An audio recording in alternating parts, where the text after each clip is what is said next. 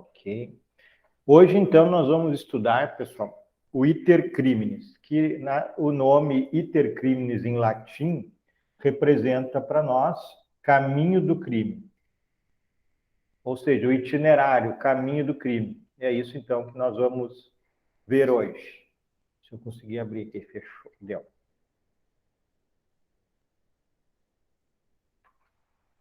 Bom, então, o iter criminis é o caminho do crime, as fases de um crime. As fases do crime são a consciência, né? Ou seja, a cogitação,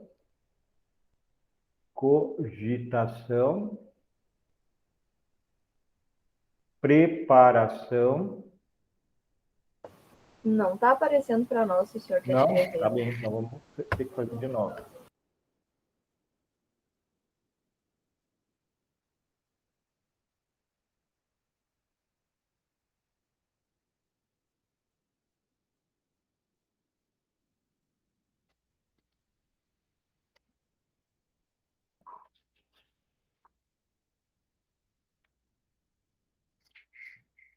Agora ok, né? Sim.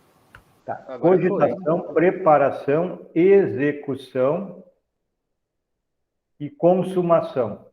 Estas são as fases do crime, ou iter criminis, ou caminho do crime, né?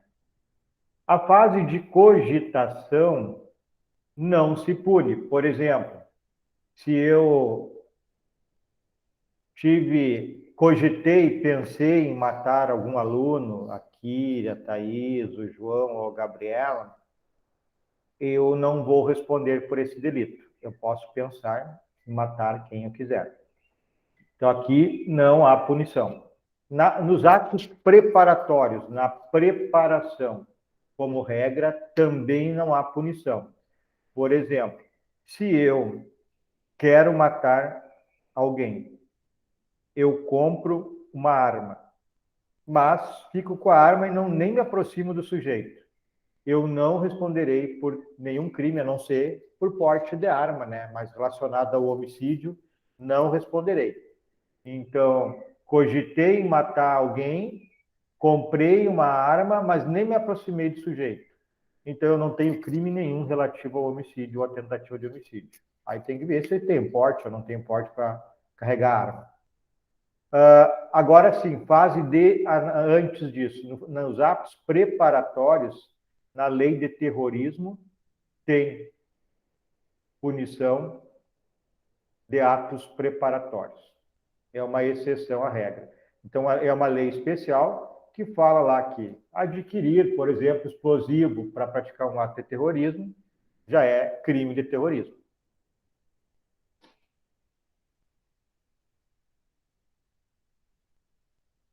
Então, nós temos nas duas primeiras fases a impossibilidade de punir, exceto na fase de preparação na lei de terrorismo.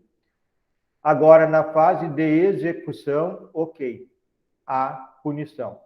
Então, o sujeito pensou em matar alguém. Ele compra uma arma. Aí ele se posta na frente da casa do sujeito. Quando o sujeito aparece, ele dá um tiro. Bom, aqui começou a punição. No momento que ele disparou o tiro, começa a fase punitiva, porque ele está executando o crime. Então, o sujeito vai responder pelo quê? Não sei, depende do resultado. Se ele atirou e errou, ele vai responder por tentativa de homicídio. Se ele atirou e acertou e matou o sujeito, responde por homicídio consumado. Então, se ele atirou e errou, é tentativa. Se ele atirou e acertou, mas não matou, é tentativa de homicídio. E se ele atirou e matou, obviamente é homicídio consumado. Então, eu tenho essas 4 fases aqui, que são as fases do crime, né? Apenas da terceira em diante, como regra, se pune, que é a fase da execução e a fase de consumação. Isso aqui é tranquilo, né? Alguém ficou com alguma dúvida? Um outro exemplo. O sujeito cogita um sequestro. Aí ele vai no mercado, vai na loja, compra uma corda, compra uma mordaça, aluga uma casa para ser o cativeiro, ele rouba um Fusca 1200 para ser o carro para fazer retirar a liberdade do sujeito, né? Abordar o sujeito e retirar a liberdade dele. Então ele comprou uma corda, ele comprou uma mordaça, ele alugou o cativeiro e roubou ou furtou um carro. Vamos botar que roubou um carro para utilizar no momento da interceptação da vítima de sequestro. Então vamos lá, agora vocês vão me falar. Hoje não vai ser só eu que vou falar. Número 1. Qual o crime que ele cogitou? Cogitação. Qual o crime que ele cogitou? Vou repetir. Cogitou um sequestro de um empresário. Comprou uma corda, comprou uma mordaça, alugou o cativeiro e roubou um carro para servir no momento da interceptação. Qual é o crime que está sendo cogitado para se realizar? Sequestro? Sequestro. Tá. O que entra de ato preparatório? Que não se pune. A compra dos objetos. A corda. Corda. A mordaça. Mordaça. Aluguel. E o carro. Mas ele roubou o carro. Roubou o carro. Isso não se pune? Como sequestro? Ah, como sequestro não. Então, roubo do carro. Só que, obviamente, por esse roubo ele vai responder, mas não pelo sequestro. O sequestro apenas foi um ato preparatório ao roubo do carro. Então, ele não responde por sequestro, porque foi um ato preparatório ao roubar o carro, mas claro que responderá pelo roubo do carro.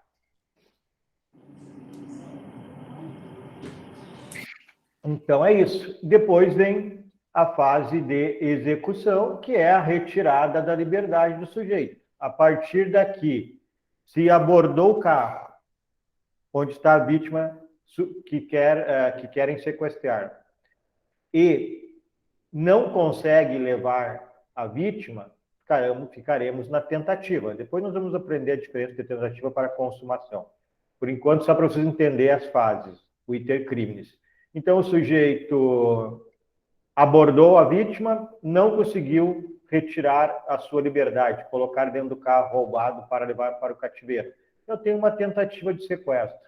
Bom, ele conseguiu retirar a liberdade e conseguiu chegar até o cativeiro. Eu tenho aqui uma consumação do sequestro. Então, a partir do ato executório aqui, ó, consumando ou não consumando, começa a punição. Tudo que foi feito até aqui não é punível. Então, para quem entrou agora, o itinerário do crime, o iter crimes, tem 4 fases. A primeira e a segunda não se pune, que é cogitação, que é pensar em um crime, isso não é punível. A segunda, atos preparatórios, também não é punível. Eu quero matar alguém e compro uma arma e nem me aproximo do sujeito, não há crime de homicídio nem tentativa de homicídio. Poderá responder pela questão da arma se não tiver porte. Exceto nesse caso do ato preparatório, vai se punir nos crimes da lei de terrorismo. Aí sim se pune comprar explosivo para utilizar num ato terrorista, vai responder por 2 crimes, pelo terrorismo e pela questão do explosivo, na lei de desarmamento. Tá ok. Isso aqui a gente acabou de ver.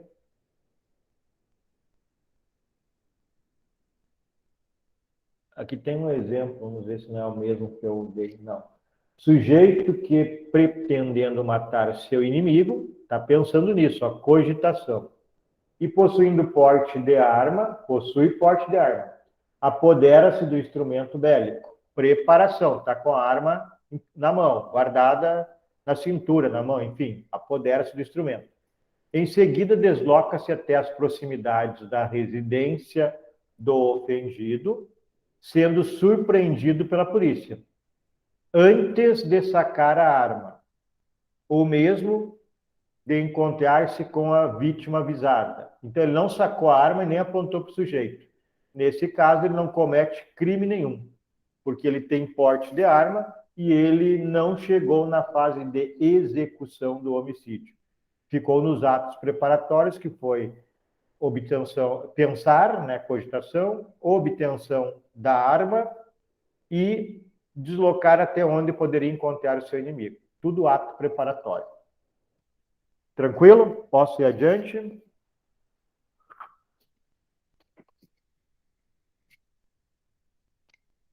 Sim.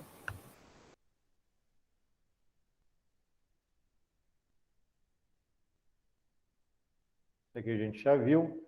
Ato executório. Então, aqui que começa a punição, pessoal. Ato executório. Como eu falei para vocês, aqui inicia a execução. Não é uma tarefa muito fácil. Por exemplo, a discussão se cabe ato preparatório ou executório em apenas apontar a arma para a vítima. Então, é um ato preparatório ou executório? Há discussão. O Zaffaroni, na sua obra Direito Penal Brasileiro, diz que não é ato executório, somente apontar a arma para alguém. Então, se for ato preparatório, não é crime de tentativa de homicídio ou de homicídio. Bom, mas o ato executório inicia com o primeiro ato de execução, um ato inequívoco.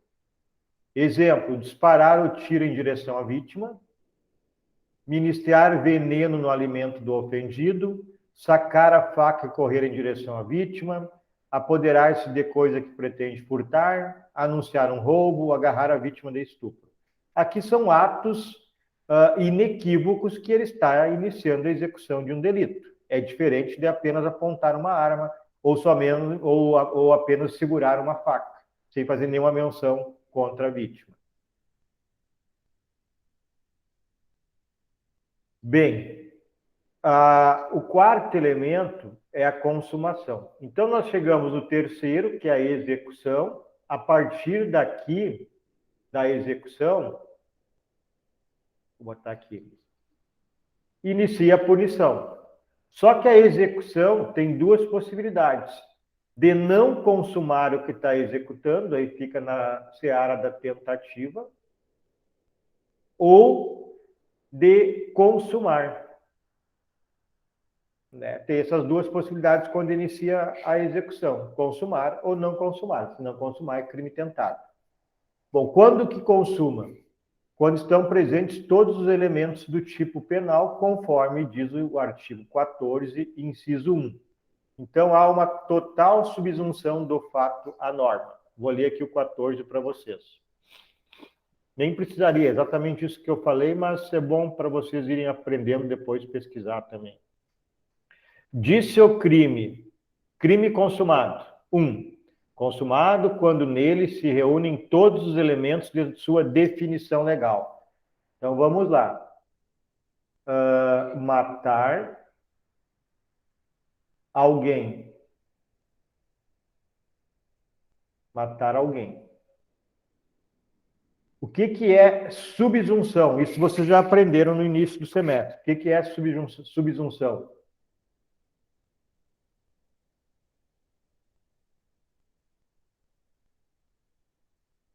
Está com vocês a palavra. O que é subsunção?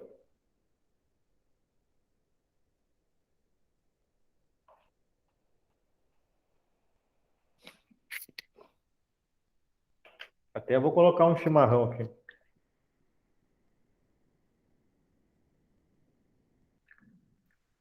Eu li ontem isso, mas eu não lembro mais. Acho que alguém falou em inglês aí, não entendi. Eu disse que eu li ontem isso, mas eu não lembro mais. Ah, tá. Alguém lembra o que é subsunção?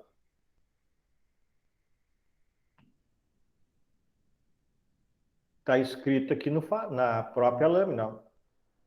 Subsunção do fato à norma. Então, o fato está de acordo com a norma? Quando eu digo João matou Carlos, ele está de acordo com o artigo 121 que diz matar alguém? Sim ou não? Sim, senhor. Sim, então eu tenho aqui a subsunção. E eu tendo a subsunção, aí foi onde nós estudamos, eu tenho a tipicidade, lá no fato típico, primeira coisa que nós estudamos. E tem a questão lá do princípio da insignificância. O princípio da insignificância somente tem tipicidade formal, não tem tipicidade material. Então a situação é essa aqui, ó. João matou Carlos. A subsunção deste fato ao artigo 121. É exatamente a mesma coisa. Uma pessoa matou uma pessoa. E aqui está, matar uma pessoa, matar alguém. Então o fato está subsumido à norma. Está subsumida a norma, eu tenho tipicidade. Se for a questão do furto, por exemplo, aí eu tenho que verificar se tem tipicidade material e formal e verificar a questão do princípio da insignificância, que só tem tipicidade formal, não tem material, aí é princípio da bagatela ou insignificância. Bom, então, a consumação é isso. Estão presentes todos os elementos do tipo penal, total subsunção do fato à norma.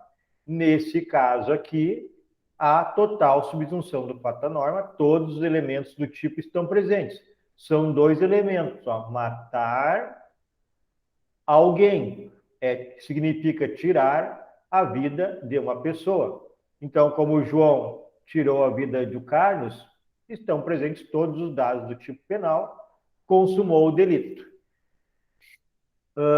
Há uma lesão ao bem jurídico, vida. Lá no princípio da bagatela, não há essa lesão aqui ao bem jurídico, que é a tipicidade material, por isso que não consuma o delito.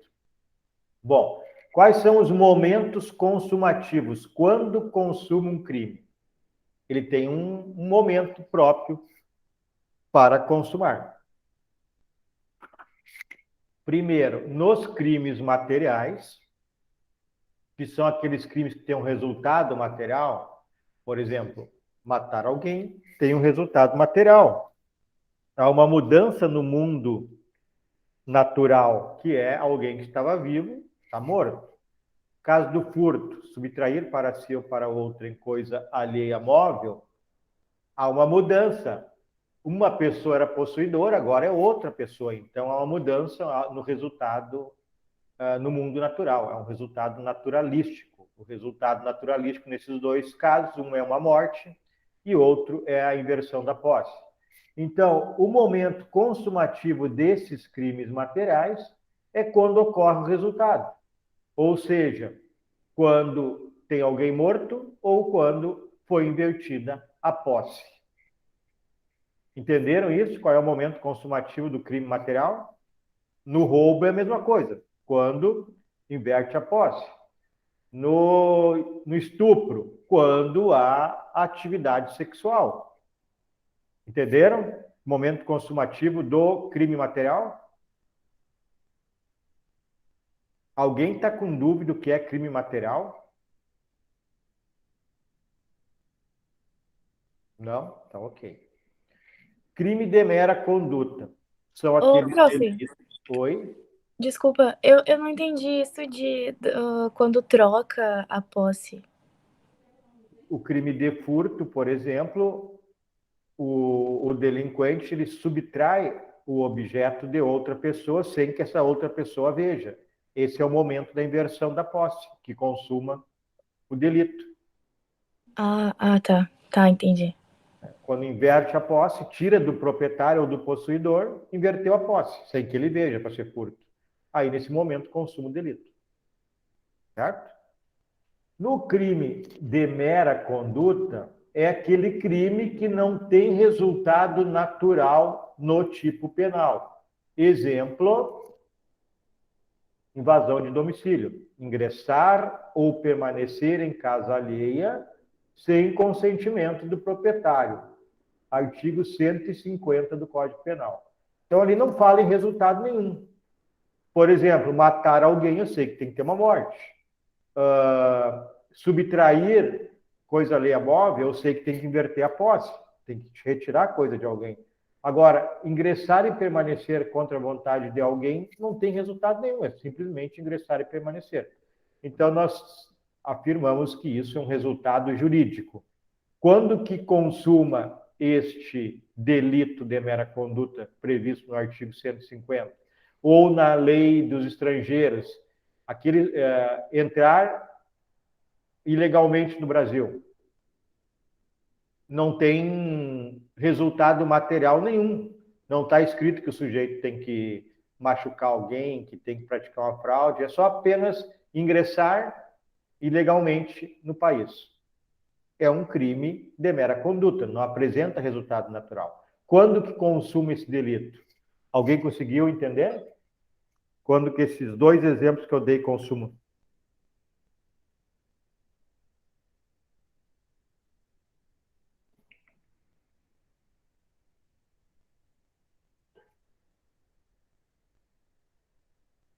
Alguém conseguiu entender quando consuma? Esses dois. No artigo 150, ingressar e permanecer em residência alheia sem autorização do proprietário. Qual o momento consumativo desse delito? Quando se ingressa? Quando se ingressa. Mesma coisa para o estrangeiro. Ingressou no país ilegalmente, no momento que ingressa, consuma. Então, nesses casos, a consumação se dá com a realização da norma prevista na conduta, né, do tipo penal. E nos crimes formais ou de consumação antecipada, nós já estudamos que existe a conduta mais o resultado. Só que para consumar, não precisa o resultado. Então, por isso que é um crime de consumação antecipada. Então, por exemplo, solicitar vantagem indevida. O sujeito solicita vantagem indevida e dali a 2 dias ele recebe a vantagem indevida. O servidor público solicita para não lançar uma multa tributária, vantagem indevida, e dali a 2 dias ele recebe a vantagem indevida. Quando que consumou esse delito?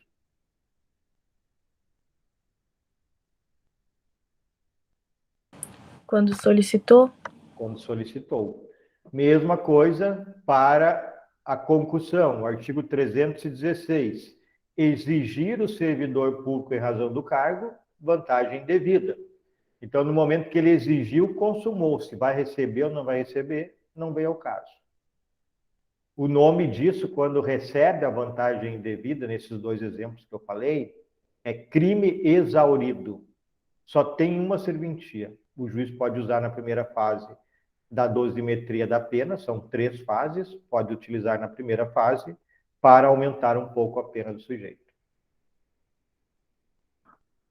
Os crimes permanentes são aqueles que a consumação se protrai no tempo, se prolonga no tempo. Então, ele vai consumar quando tiver o último ato consumativo, que é quando, por exemplo, no crime de extorsão mediante sequestro, que o sujeito está em cativeiro há 6 meses, vai se consumar no último dia do cativeiro, ou porque mataram ele, ou porque soltaram ele, ou porque a polícia descobriu o cativeiro e o libertou. Nesse dia é o ato final de consumação. E aí nós vimos que na súmula 711 do STF diz que, se enquanto o sujeito está em cativeiro, no exemplo do sequestro, falando de qualquer crime permanente, por exemplo, receptação também é. Mas a gente está falando, hipoteticamente, de um sequestro. O sujeito foi sequestrado, ele está há 6 meses em cativeiro. Todos os dias está se consumando o delito. E aí ele realmente consumou aqui na data em que foi libertado. Se modificar a lei nesse prazo aqui, antes da consumação final, mesmo que seja uma lex gravior, uma lei grave, uma lei que aumentou a pena, por exemplo, esta lei é aplicável a este fato. Tranquilo isso? Alguma pergunta, alguma dúvida? Nada? Então, vamos lá. Bom, nos crimes culposos, a consumação se dá com resultado naturalístico. Os crimes culposos são aqueles crimes em que não há intenção de praticar, há apenas um descuido no dever que nós temos que ter no dia a dia, ou seja, o sujeito não observou o dever de cuidado nas relações diárias. Atropelou alguém, o carro desceu e bateu, lesionou uma pessoa, estava andando de bicicleta, olhando para o lado e acertou uma pessoa, estava limpando a arma e disparou, estava construindo e caiu um tijolo. Então, provavelmente, esses delitos são culposos. Poderia-se pensar um dolo eventual, mas, como regra, todos que eu falei, da maneira que eu falei, são culposos. E ele tem um resultado natural. Se eu atropelei alguém, eu tenho um resultado morte ou um resultado lesão corporal. Se cair um objeto quando eu trabalhava na construção, eu tenho uma lesão ou uma morte. E a consumação, tanto quanto os crimes materiais dolosos, se dá com o resultado. No momento que ocorrer o resultado material, estará consumado o delito culposo. Bom, crimes omissivos, nós temos dois, o próprio e o impróprio. O próprio é aquele que o verbo já é negativo. Por exemplo, omissão de socorro, artigo 135 do Código Penal. Deixar de prestar socorro à criança, doente e outras situações mais. Então, quando deixou de prestar socorro, consumou.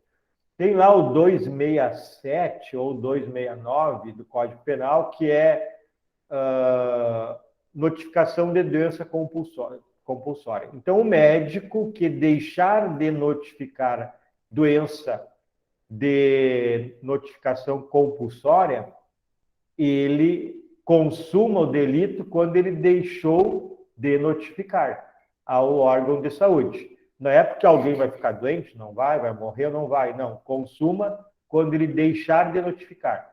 Então, o que acontece é que quando realiza o verbo, no caso aqui é um verbo negativo, porque é omissivo, consumou o delito omissivo próprio. Mas nós temos os omissivos impróprios, que são aqueles do artigo 13, parágrafo 2º, que é quando o sujeito tem o dever legal, pode, sem colocar em risco sua vida, por exemplo, e para evitar o resultado. Aí eu dei diversos exemplos para vocês, dentre eles o do policial, que vendo uma menina ser estuprada, como ele não gostava dela, ele nada faz. E ele tem o dever legal de atuar, ele podia atuar, ele estava armado, o sujeito não estava, o agressor, o estuprador, e ele não evita o resultado. Então, esse policial vai responder pelo crime de estupro. E a consumação do crime vai ser quando ocorrer o estupro, porque o homicídio impróprio é um crime material. Com a ocorrência do resultado, há o delito consumado. A mãe e o pai que não alimentam o filho pequeno, consuma no momento da morte do filho, porque a mãe e o pai têm o dever, por lei, Código Civil, ECA, eles podem, normalmente, né, podem alimentá-lo, nem que tenha que sair atrás de alimento para isso. E se não o fizerem, e ocorre a morte por inanição, então terá o crime de homicídio no momento em que houve a inanição.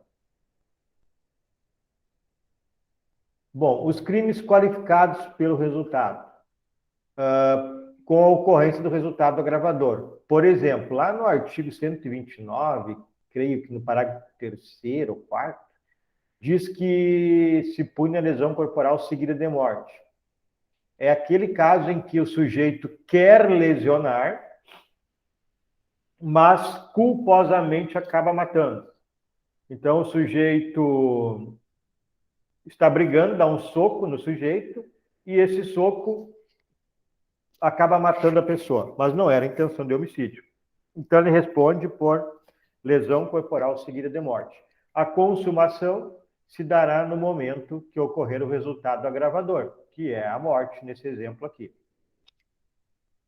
Bom, nos crimes habituais, por exemplo, exercício ilegal da medicina. Deixa eu abrir aqui o Código Penal, vou ler para vocês.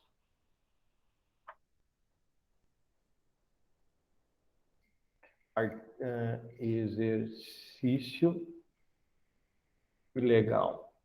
Artigo 282 do Código Penal. Exercício ilegal da medicina, arte dentária ou farmacêutica. Artigo 282 do Código Penal. Diz assim: exercer ainda que a título gratuito a profissão de médico, dentista ou farmacêutico, sem autorização legal ou excedendo-lhe os limites. Então, o sujeito que não é médico, não tem autorização para exercer a medicina, a arte dentística ou farmacêutica, ele pratica esse crime. Só que esse crime é um crime habitual. Se praticar uma vez não é crime. Então, tem que reiterar a conduta para ser um crime consumado. Aí, quando vai consumar, quando ele reitera a conduta. Deixa eu ver aqui o outro crime do notificação compulsória. Aqui, 269, ó, que eu falei para vocês.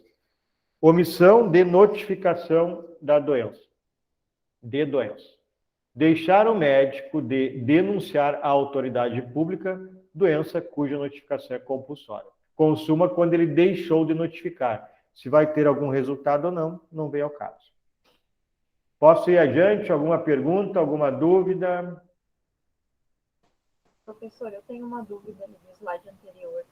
Pode falar. Quando o senhor deu o exemplo, no caso de no deixar, né, de ajudar, de prestar socorro, naqueles casos que, por exemplo, o pai ou a mãe esquece a criança dentro do carro, e tu, no caso, a gente vê, se tu não ajuda ali, salvar, tu responderia pelo crime, mas também se tu ajuda, digamos aí, tu danifica o carro para salvar a criança, tu responderia pelo crime daí de dano, por exemplo? Não, é um estado de necessidade. Aí exclui o crime de um terceiro que estragar o carro, está excluído por estado de necessidade. Ah, tá. E o pai sabe que não é punido, né? Não sei se tu lembra por quê. Não. Tá. Vamos ver aqui o artigo 121. Ô, Sor, Oi. e se, tipo, acontece esse fato, e aí, quando quebra o vidro do carro, por exemplo, vê que era uma boneca? Aí é um erro, uma discriminante putativa. Está lá no artigo 21, parágrafo único do Código Penal, que nós estudamos, que diz assim, quando a pessoa ela se engana em relação a um fato que, se realmente estivesse acontecendo, excluiria a ilicitude, ela deixa de ser punida. Ou é punida com redução por crime culposo, caso haja modalidade culposa. Vou ler aqui para vocês também. Primeiro, 121. O homicídio, pessoal, quando acontece esse caso, o pai esquece o filho dentro do carro, é homicídio culposo, artigo 121. Deixa eu ir direto no 121. Matar alguém na modalidade culposa, que está lá no parágrafo 3º. Se o homicídio é culposo, detenção de 1 a 3 anos. Mas, nesse caso, o parágrafo 5º tem a solução. Na hipótese de homicídio culposo, o juiz poderá deixar de aplicar a pena se as consequências da infração atingirem o próprio agente de forma tão grave que a sanção penal se torne desnecessária. Não sei se vocês compreenderam ou querem que eu explique.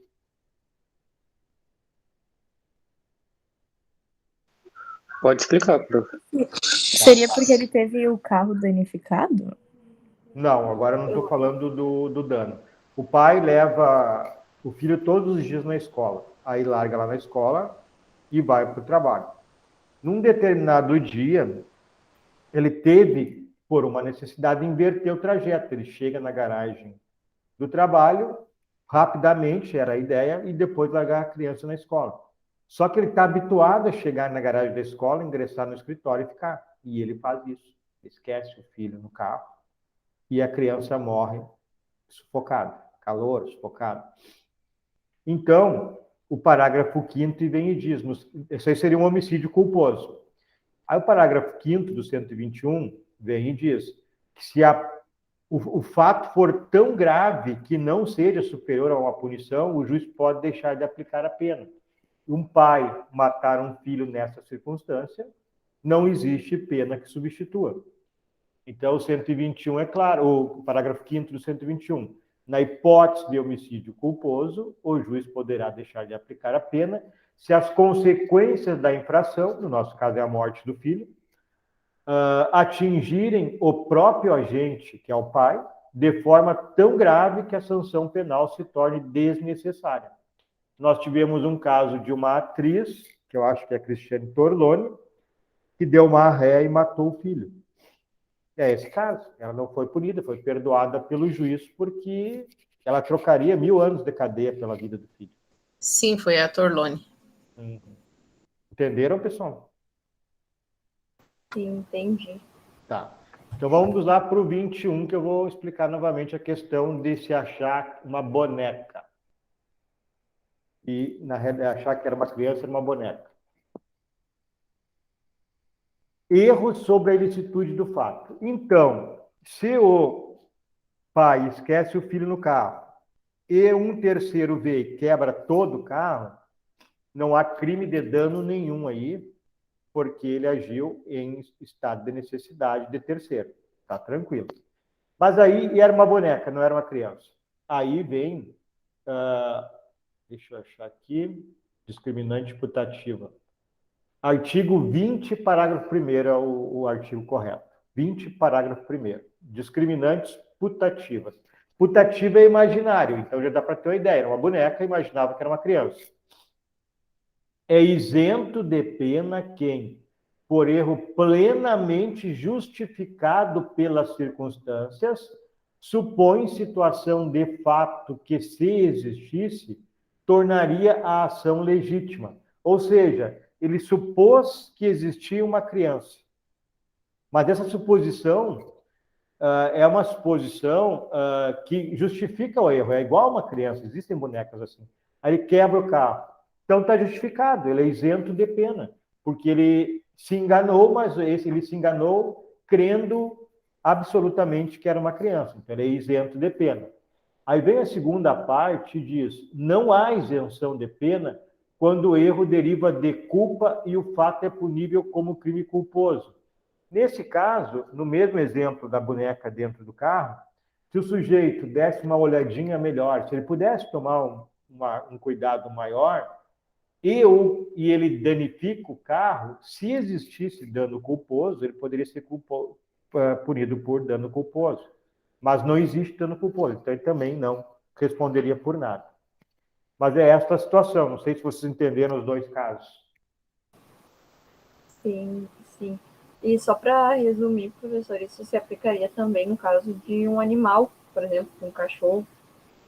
Que estivesse dentro do carro? Isso. Sim, Tá. também.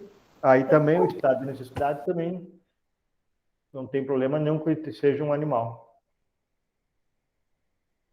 Tá bom, entendi. Não diz que tem que ser uma pessoa, é um bem jurídico. Esse bem jurídico aí existe, né? É crime ambiental, proteção ambiental. Bom, exaurimento. Eu já falei para vocês, então, que crime exaurido é aquele crime formal ou de consumação antecipada em que o sujeito, após consumar o delito, exigindo a vantagem devida ou no crime de concussão, artigo 316, ou solicitando a vantagem indevida, vou olhar aqui o artigo, acho que é o 317, que é a corrupção, ativa, 317. Corrupção passiva, solicitar, solicitar ou receber para si ou para outro. Deixa eu ver o outro aqui.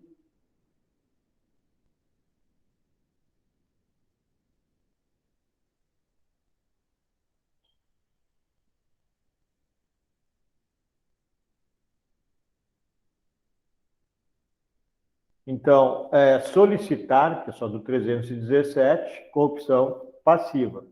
Então, o sujeito, né?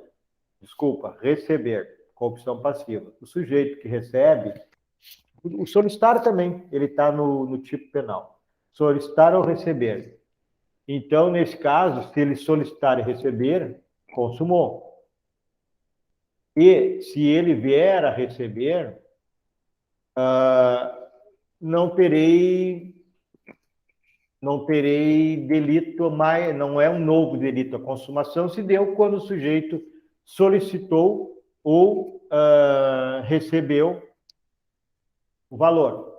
Mas no momento da corrupção passiva, que é receber, e a corrupção ativa, que é solicitar, nesse caso, da passiva, que é receber, o verbo alguém lhe ofereceu. Mas no caso da corrupção ativa, que é solicitar, aí sim é solicitar, o que nós teremos? Solicitou, consumou.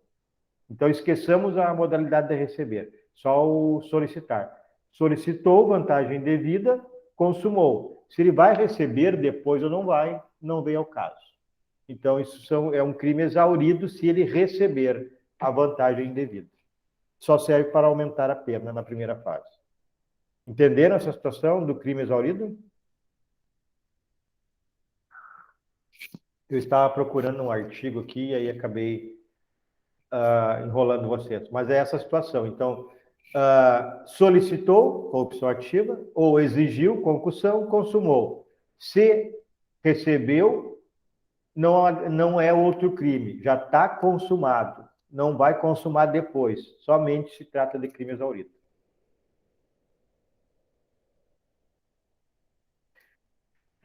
Aqui tem um exemplo do Nelson Hungria, que é um grande penalista, na minha opinião, o maior penalista do Brasil, já é falecido, citado pelo desembargador Guilherme de Souza Nutti, que é um dos livros que, se um dia vocês quiserem adquirir, é um que se usa muito. Tício, tendo recebido uma bofetada de Caio, corre a um armeiro, adquire um revólver, carrega-o com 6 balas e volta. Ato seguido, à procura de seu adversário, que, entretanto, por cautela ou causalmente, já não se acha no local da contenda. Tício, porém, não desistindo de encontrar Caio, vai postar-se dissimulado atrás de uma moita, junto ao caminho onde ele habitualmente passa, rumo de casa, e ali espera em vão pelo seu inimigo, que, desconfiado, tomou direção inversa. Então, nesse caso aqui, está clara na sequência de atos que a intenção é matar, mas não passou de ato preparatório. Não há crime de tentativa de homicídio, não há início de execução. Bom, vocês viram aqui que tem alguns termos bem antigos, né? Talvez algumas pessoas aqui nem ouviram esses termos, como, por exemplo, alguém nunca tinha ouvido o termo moita? Não sabe o que é moita? Todo mundo sabe o que é moita? Sim. Não sabe, Pedro? Eu acredito que eu sei o que é moita pra ele. O que tu acha que Medida é? definitiva. Não é mato? Moita. Isso. Achei que pudesse ser outra coisa. É que não se usa mais, né, esses termos aí. Não? Nossa! Normalmente, pelo menos. E eu chamei a atenção porque a última obra do Nelson Hungria, a parte geral, foi escrita em 1955, 57, mas acho que é 55. Por isso que ele usa esses termos aqui. Uma obra muito legal de ler, que eu já usei bastante em aulas. Bom, nós vimos o crime consumado. Agora vamos ver o crime tentado. 14, inciso 2 do Código Penal. Vou ler uma frase para vocês e vou chamar atenção num ponto que vocês não podem esquecer, para saber o que é tentativa. Então, artigo 14. Disse o crime, inciso 2. Tentativa. 2. Tentado quando iniciada a execução. Primeira coisa que tem que saber, tem que iniciar a execução. Senão, não é punível. Agora, não se consuma. Por quê? Agora vocês têm que guardar. Não se consuma por. Guardem isso agora. Circunstância alheia à vontade do agente. Então, é uma tentativa do crime quando iniciada a execução não se consuma. Ponto. Por que não se consuma? Por circunstância alheia à vontade do agente.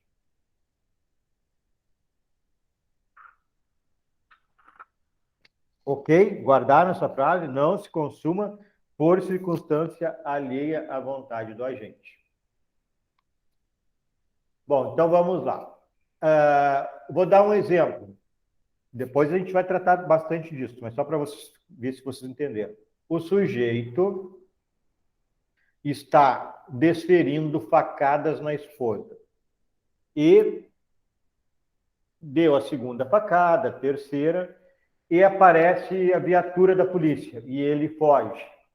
Eu poderia, nesse caso, dizer que ele somente parou de esfaquear a esposa por circunstância alheia à sua vontade?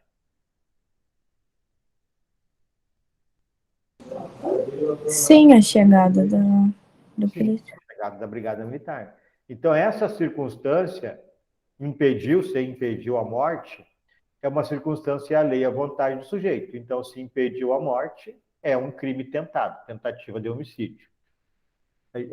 É a realização imperfeita do tipo penal. Ele iniciou a matar com facadas, mas não conseguiu terminar por circunstância alheia à vontade.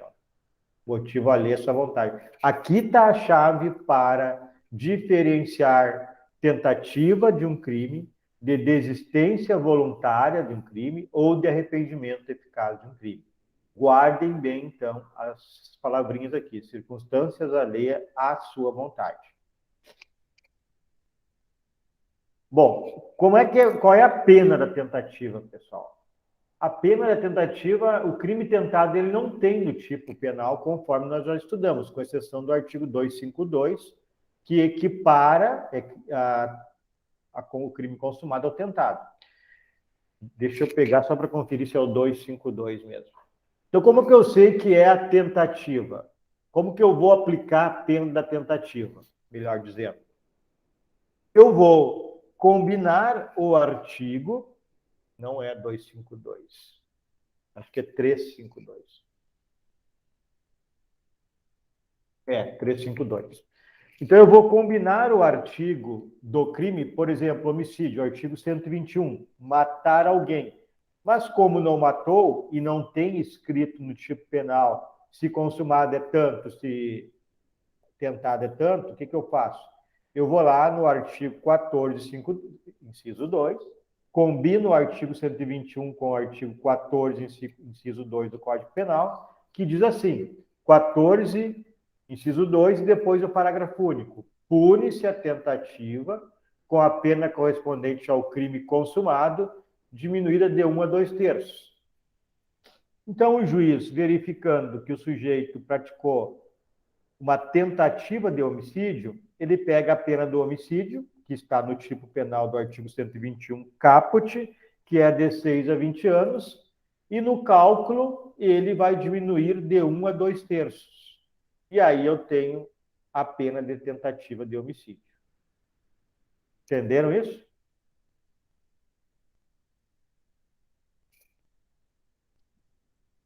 Bom, o artigo 352, ele unifica consumação e tentativa, é uma exceção. O próprio tipo penal já diz, evadir-se ou tentar evadir-se o preso ou o indivíduo, submetido a medida de segurança detentiva, usando de violência ou grave ameaça.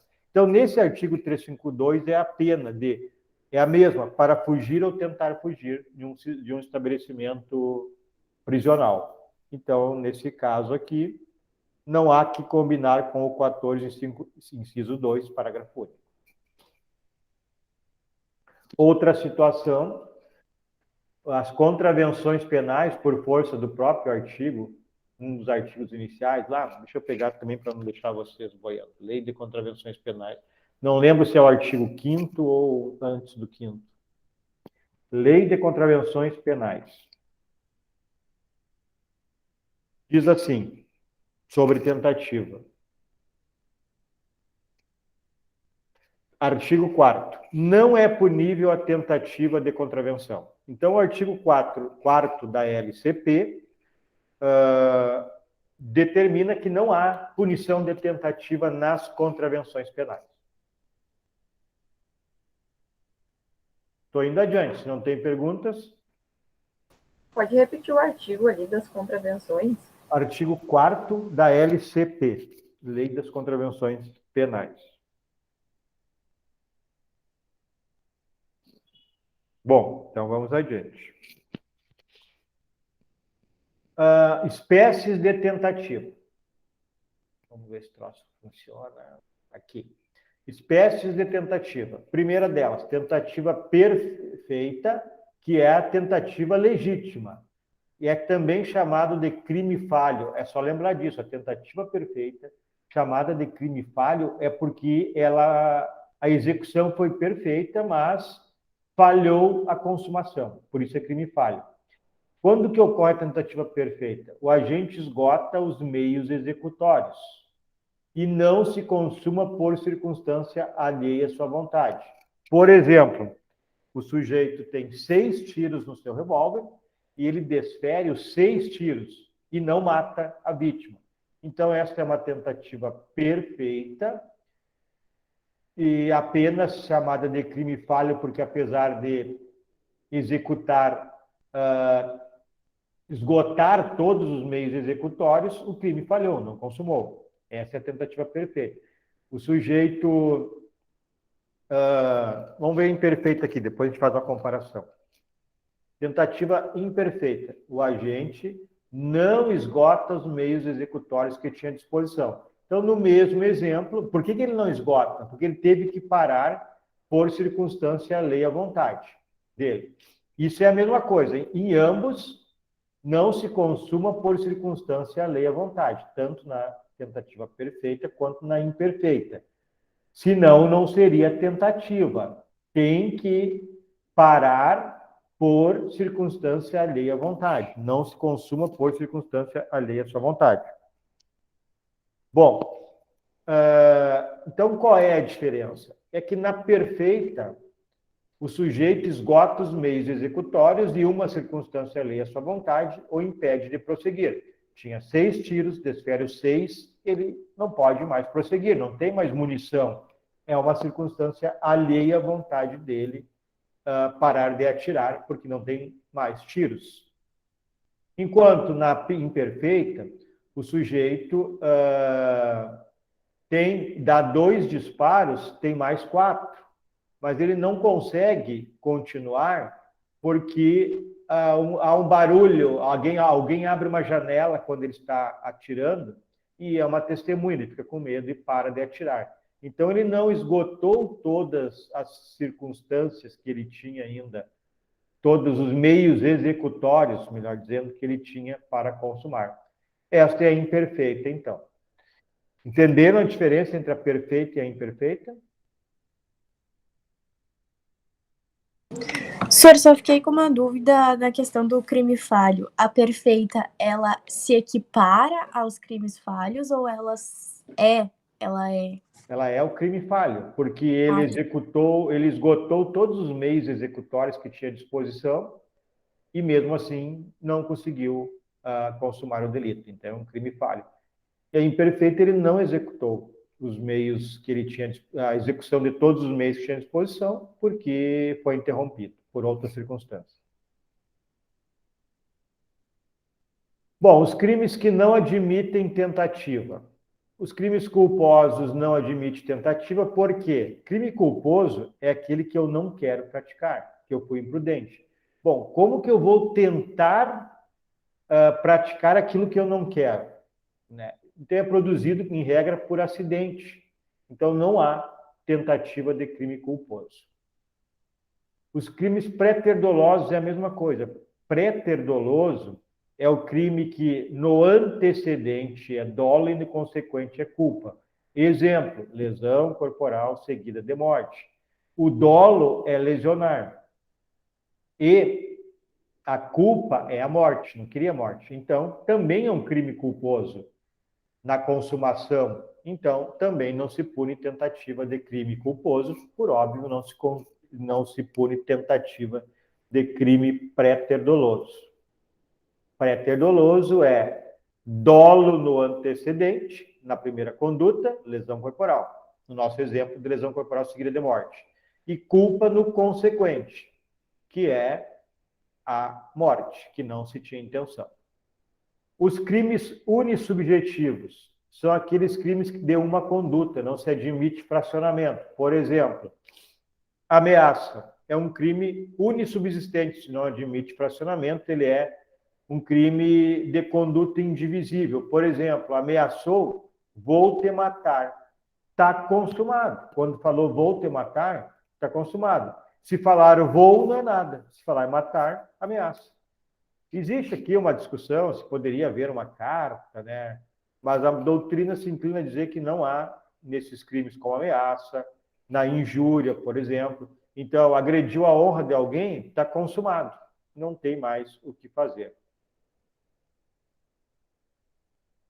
Bom, o crime omissivo puro do artigo 135 lá, deixar de prestar socorro a idoso desamparado, a pessoa ferida, ele também não tem tentativa. Por quê? É bem simples.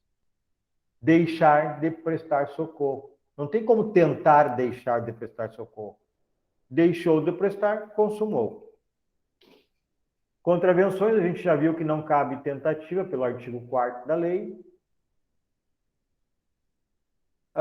Os crimes punidos somente com a existência de resultado. Olha o artigo aqui 164. Vou mostrar para vocês aqui. Primeiro, 352, pessoal, que é o crime de atentado ou empreendimento. Por que ele não se pune tentativa? Porque já está na própria pena equiparado. Evadir-se ou tentar evadir-se. Então, não há tentativa desse crime. Evadiu-se ou tentou evadir-se e consumou. E o artigo 164, introduzir ou deixar animais em propriedade alheia sem consentimento de quem de direito, desde que o fato resulte prejuízo. Então, esse crime aqui, ele exige no final prejuízo. Então, se eu introduzir um animal bovino no campo de alguém, causou prejuízo, consumou. Não causou, não tem crime, porque o tipo penal diz isso.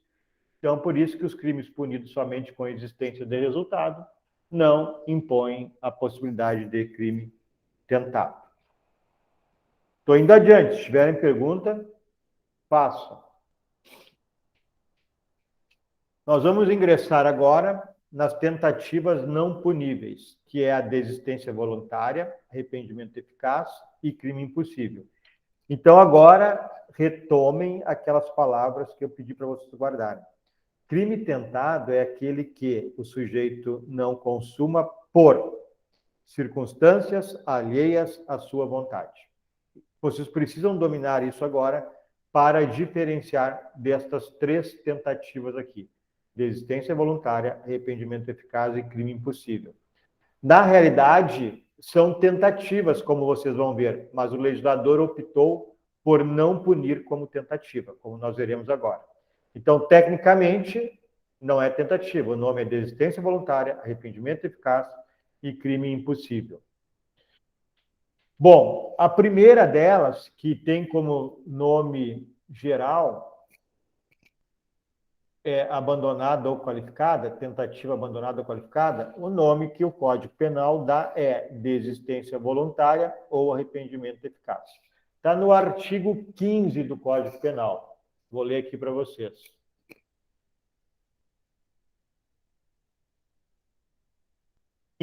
O agente, o nome iuris do tipo penal é desistência voluntária ou arrependimento eficaz. O agente que voluntariamente desiste de prosseguir na execução, aqui é desistência voluntária.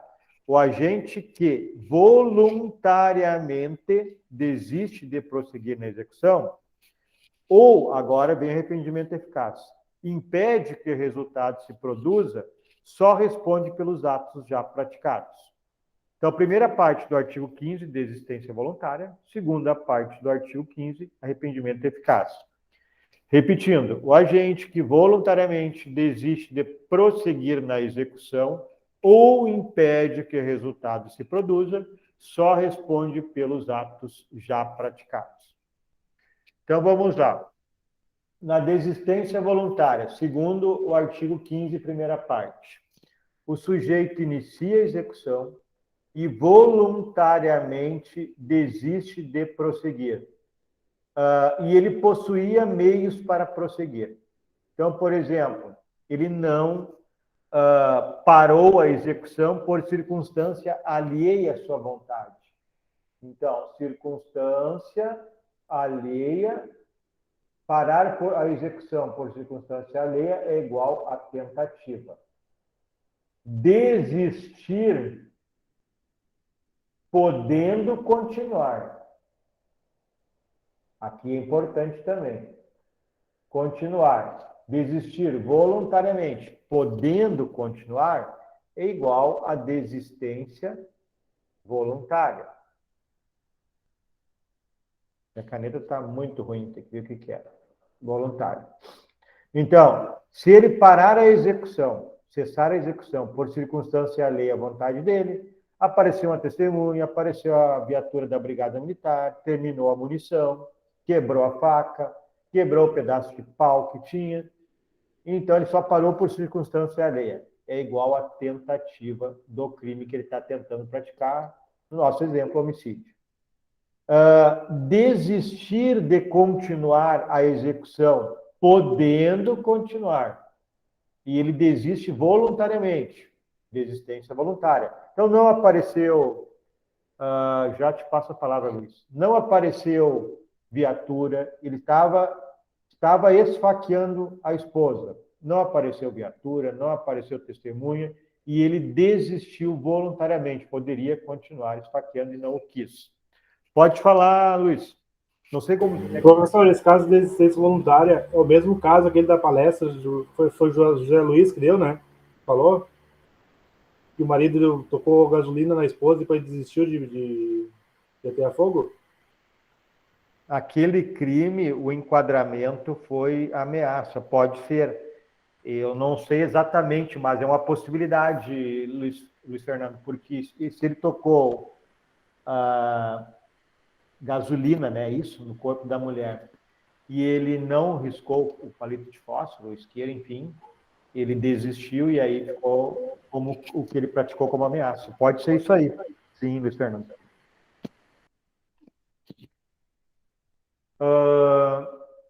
Bom, então a gente viu circunstância alheia, desistir, podendo, desistência voluntária, ou arrependimento eficaz, que é o sujeito, então, esgota, ele não pode mais continuar, esgota os meios que tem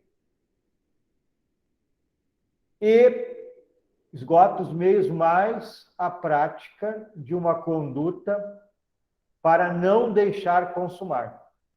A prática para não consumar é igual a arrependimento eficaz. Então, o sujeito, ele tem 6 tiros, esgota os meios, dá os 6 tiros, desfere os 6 tiros, e ele vê que a vítima não morre. Ele pega a vítima, bota no carro e larga na frente do hospital. E a vítima não morre. Então, esse caso não é tentativa, é arrependimento eficaz. E ele vai responder pelo que ele praticou. O que ele praticou? Lesão corporal. não tentativa de homicídio. Na desistência voluntária é a mesma coisa. Tinha 6 tiros, deu 2 tiros na esposa, virou as costas e foi embora. Desistiu voluntariamente, vendo que a vítima está viva, ele desiste de desferir mais tiros ou de desferir mais facadas, vira as costas e vai embora. E ela sobrevive. Então, isso aqui é desistência voluntária e ele responde pelos atos praticados. No nosso caso, no exemplo, é lesão corporal. Não é tentativa de homicídio, porque para ser tentativa, lembrem, ele teria que ter parado por circunstância alheia à vontade. Ele estava esfaqueando a esposa, ele estava dando tiros na esposa. Aí aparece a viatura, aparece uma testemunha, aí ele para, ou terminou a munição. Tudo isso é circunstância alheia à vontade, é tentativa de homicídio. Agora, se não tiver a circunstância alheia à vontade, ele desiste, ainda podendo continuar, ainda tendo meio de execução, e ele desiste, desistência voluntária, responde pelos atos praticados, lesão corporal. E se ele esgota os meios de execução e não consuma, e ele pratica uma conduta para não deixar consumar, igual arrependimento eficaz. Nesse caso, também responde apenas pelos atos praticados, lesão corporal, no nosso exemplo. Conseguiram entender tudo isso? Ou ficaram boiando, com dúvidas? Tudo bem? Bastante informação, né? Então, vou adiante. Bom, os requisitos, pessoal, para os 2 casos.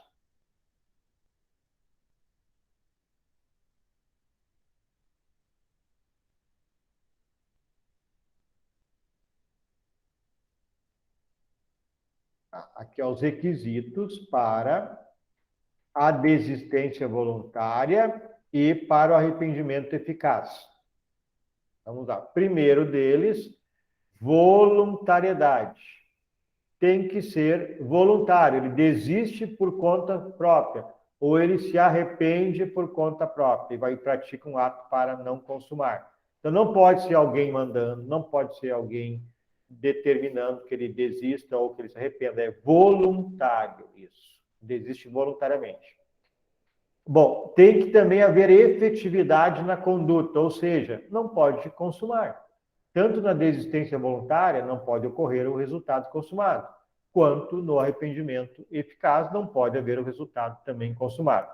Então, são esses 2 requisitos, voluntariedade e efetividade. E o efeito é responder pelo que praticou. Nos nossos exemplos, lesão corporal. Aqui tem uma situação, vamos ver o que é. O autor que, portando uma faca, aborda a vítima e vibra diversos golpes para matá-la. Mas muda de ideia e, embora pudesse prosseguir, deixa de fazê-lo. O que é isso aqui, pessoal? Desistência voluntária ou arrependimento eficaz?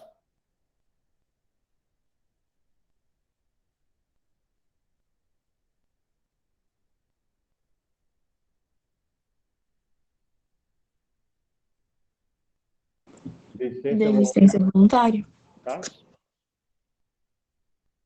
Pode falar, Gabriela. Não tinha falado de desistência voluntária, senhor. Certo, é isso aí. Então, o autor que, portando uma faca, aborda a vítima e vibra diversos golpes para matá-la, mas muda de ideia e, embora pudesse prosseguir, deixa de fazê-lo. Não será punido por tentativa de homicídio, que já estava em prática, mas somente para as lesões corporais produzidas.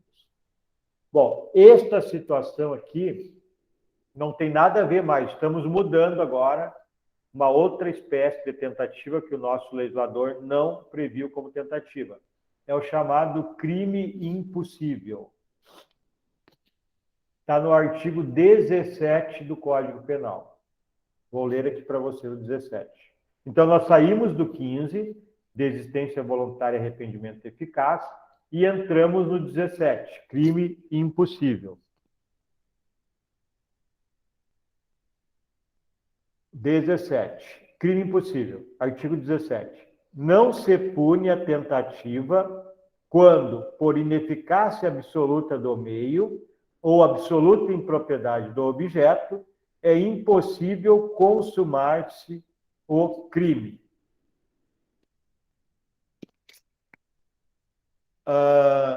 Então, vamos lá. Inadequada ou inidônea. Então, tentativa inadequada ou inidônea, que é o mesmo crime impossível previsto no artigo 17 do Código Penal. Por que não é punível? Porque no crime impossível, em virtude de haver uma ineficácia absoluta do meio empregado ou uma absoluta impropriedade do objeto, não há perigo ao bem jurídico. Então, nesse caso, não vai se punir tentativa, porque não há perigo ao bem jurídico. Não há idoneidade para produzir um resultado, morte, por exemplo, no meio empregado ou no objeto. É absolutamente idôneo. E por isso, então, constitui fato atípico. Por quê? Porque é impossível consumar algo se o meio empregado não produz efeito. É impossível consumar um homicídio se o objeto, que é o cadáver, não vai morrer mais, já está morto, por exemplo, absoluta impropriedade do objeto.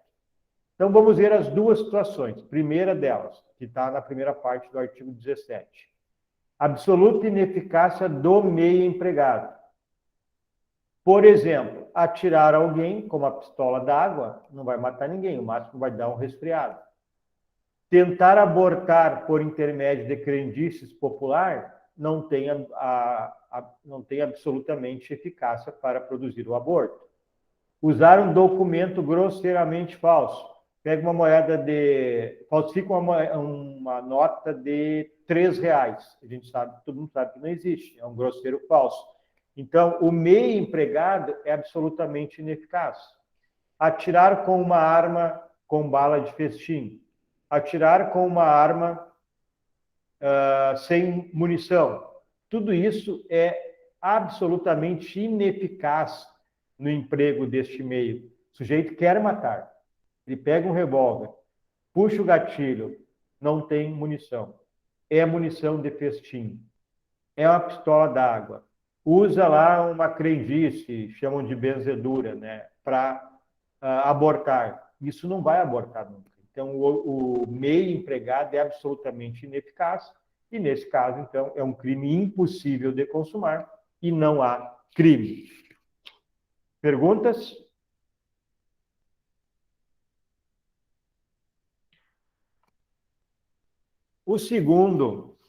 Segunda parte do artigo 17 fala em absoluta impropriedade do objeto material.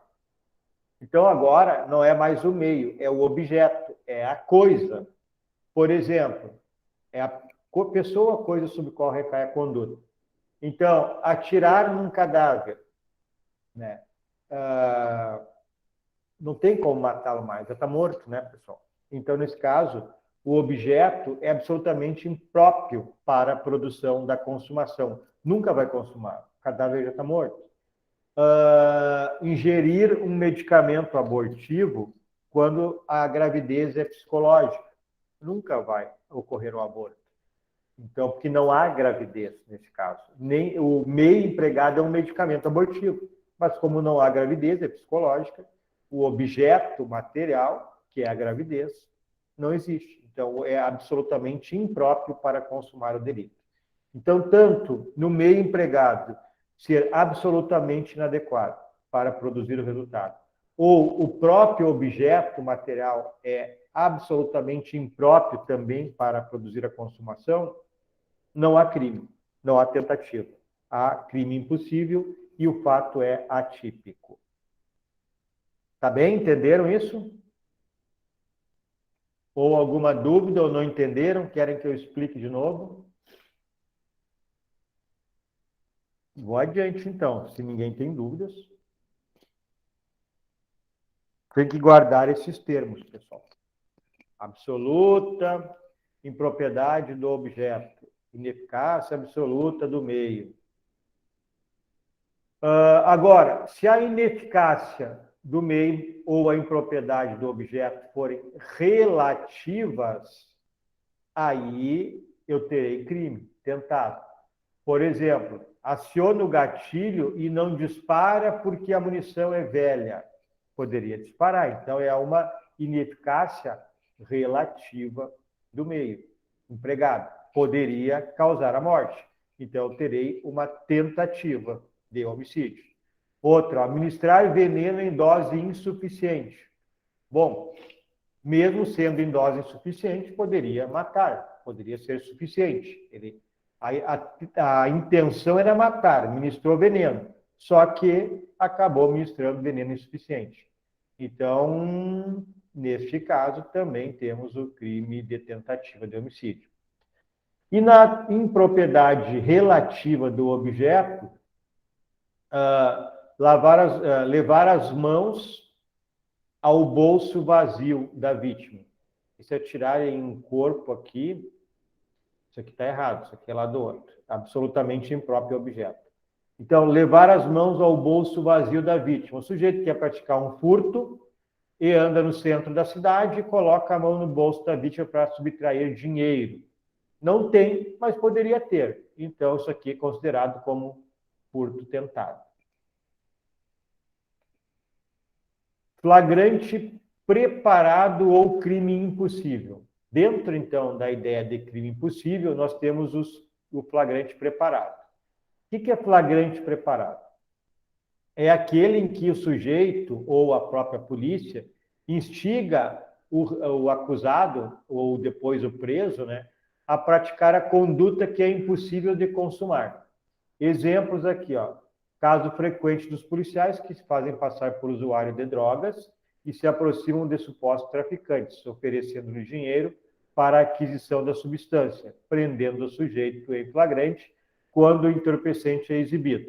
Bom, aqui eu tenho um problema. Esta parte aqui é um crime impossível e não poderia prender o sujeito por isso, porque foi induzido a praticar o crime. Ele não praticaria o crime se não fosse induzido pelos policiais. Mas, de qualquer maneira, nesse caso, vai haver punição. Por quê? Porque um dos verbos da lei de drogas, do tráfico, é ter em depósito. E quem vende tem depósito. Então, o traficante ele foi instigado a vender a droga, seria um crime impossível. Porque ele não ia nunca consumar. Instigaram ele a praticar um crime, quando ele foi praticar, o prenderam. Então, ele, nesse caso, é um crime impossível, se chama flagrante preparado. Mas, no crime de tóxico, de entorpecentes, haverá prisão igual pela questão do segundo verbo, que é ter em depósito. A súmula 145 diz o seguinte, ó, não, do STF, não há crime quando a preparação do flagrante pela polícia torna impossível a consumação. Então, por exemplo, a polícia monta uma barraquinha para induzir alguém a praticar um furto. Ela monta uma barraquinha de bugiganga, ficam escondidos para a redondeza, para que alguém pratique o furto e seja preso. Mas estão sempre monitorando o sujeito. Aí passa um doido lá e pratica o furto. Então, ele foi instigado a praticar o delito. Nesse caso, então, é um crime preparado. Será um crime impossível e não haverá punição. Aqui eu tenho outros exemplos mais claros. Ó.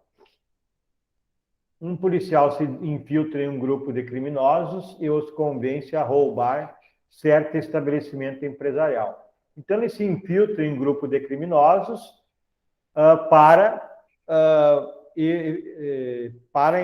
pegar informações, passar a seus colegas e efetivar a prisão.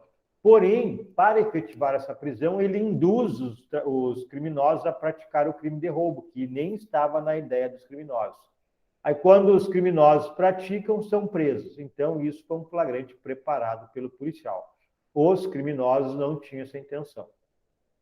Outro exemplo, se um policial se disfarça de vítima, expondo objetos de valor para provocar um furto ou um roubo, cercado de outros agentes disfarçados, havendo ação da parte de alguém, preso imediatamente sem nada conseguir levar, evidencia-se hipótese de crime impossível.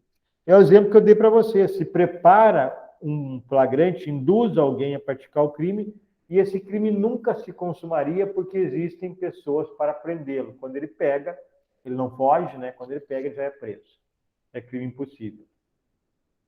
Alguma pergunta, pessoal?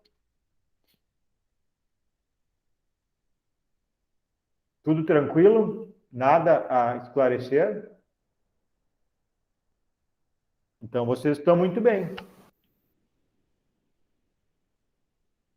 Eu acho bem complicadinho essas coisas aí. Muita informação, né, prof? É, A gente tem que associar agora.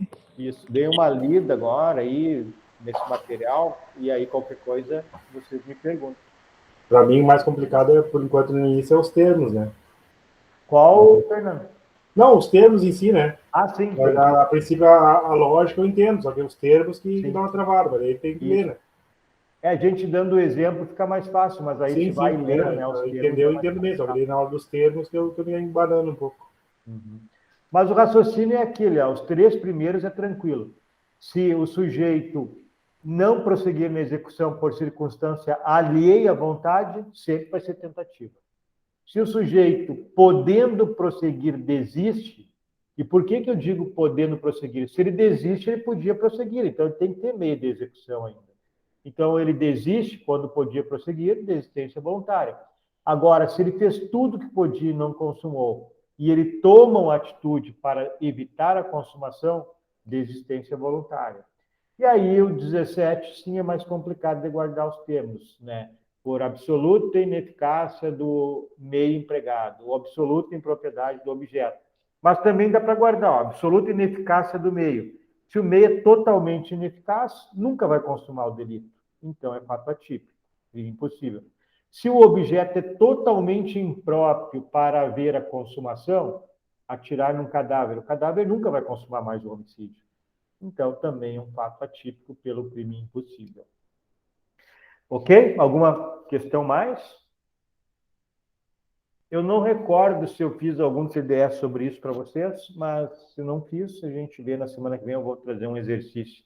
Tem um exercício bem interessante sobre isso, que eu vou trazer na semana que vem para vocês resolverem, que ele faz a diferença jurídica desses 2 institutos.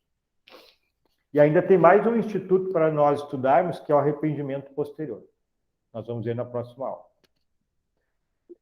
Ok, então, pessoal. Então, boa noite, bom fim de semana. Quem for tomar cerveja hoje já está liberado. Boa noite, pessoal. Boa noite. Boa noite. Boa noite. Boa noite. Boa noite. Boa noite, Kirian. Interromper a gravação. Tchau.